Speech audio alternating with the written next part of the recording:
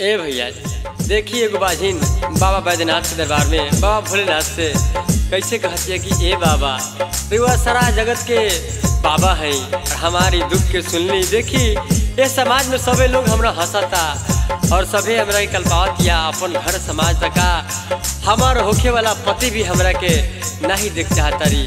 बाबा से जाके अचरा फैला के यही सावन के महीने में देखी कैसे कहती है।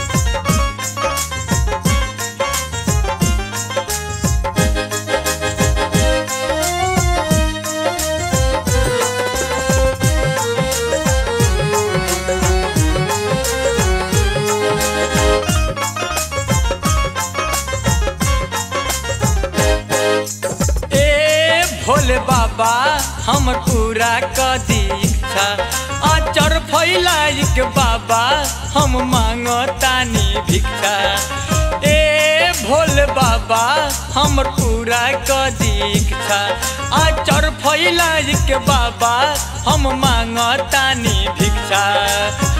गाँव घर टोला हमके गाँव घर टोला हमके बाझिन कहेले हमर मारा दोना हम के बुझेले हमर मारा दोना हम के बुझेले हमर मारा दोना हम के बुझेले हमर मारा दोना हम के बुझेले।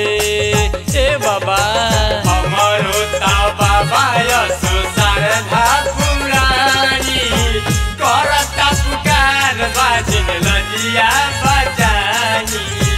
हमरो ता बाबा यसो शारदा पुरानी करता पुकार बाजिन लजिया बजानी।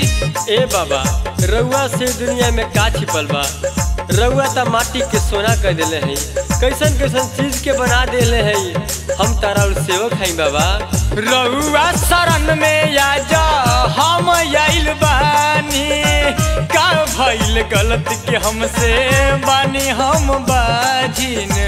रउआ शरण में आ जा हम आइल बानी का भइल गलती के हमसे बानी हम बाझिन। सास सास ननद देवर केहू न बुझेले सास सास ननद देवर केहू न बुझेले हमर मारा दोन हम के बुझेले हमर मारा दोन हम के बुझेले हमर मारा दोन हम के बुझेले हमर मारा दोन हम के बुझेले। ए बाबा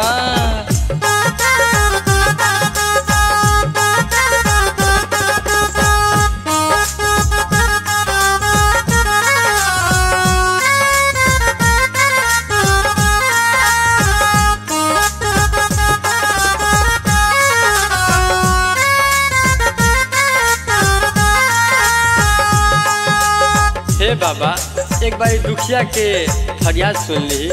रउआ चरण में हम सारा भक्ति समर्पित करतानी। अगर कुछ बाकी बात कहिए बाबा।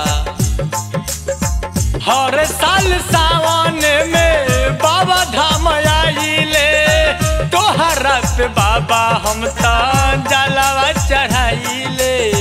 हर साल सावन में देव घर आइले तोहरा पे बाबा हम तो जलवा चढ़ाइले। बाबा गरीबनाथ के भी मन से पूजिले बाबा गरीबनाथ के भी श्रद्धा से पूजिले हमर मारा दोन हम के बुझेले हमर मारा दोन हम के बुझेले हमर मारा दोन हम के बुझेले हमर मारा दोन हम के बुझेले। कौन गलती के हमके मिलई सजा मिलई सजा सुन लागे लगा रे गोले बाबा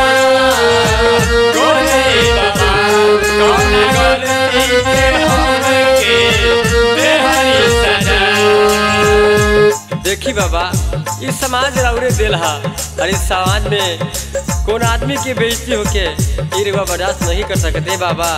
हम तारा और भक्त ही बाबा तनी ध्यान दे दिए बाजिन पे।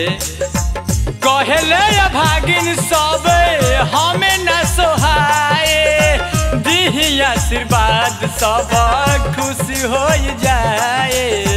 कहले भागिन सब हमें न सोहाए, दिही आशीर्वाद सब खुशी हो जाए। अभिमन्यु आशिक है विनती करेले,